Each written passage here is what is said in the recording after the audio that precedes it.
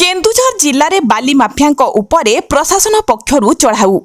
उक्त चढ़ाऊ 3टी ट्रैक्टर सह गोटे हाइवा जबत करिछि प्रशासन।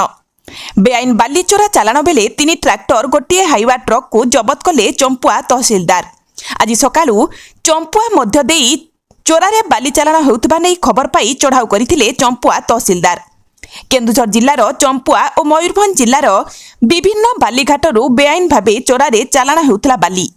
हाइवा गाड़ीटी भंडा अंचलरू बाली नहीं जोड़ा अंचल को चालाण करुवा बेले ट्रैक्टर गुड़िक रामला शशांक और मयूरभंजर केशरीर बालीघाटरू बाली चालाण बेले धरा पड़िछंती। गाड़ीगुड़ी को चंपुआ थाना रे जिमा दिया जाइथिबा बेले लघु खनिज विभाग को एने सूचना दिया जाइथिबा नै सूचना। तेबे ए चढ़ाऊ बेले बाली माफिया माने घटनास्थलरू फेरार हो जाइथिबा नै सूचना मिलिछि। केन्दुझर जिल्लारू सरोज कुमार महापात्रଙ୍କ रिपोर्ट।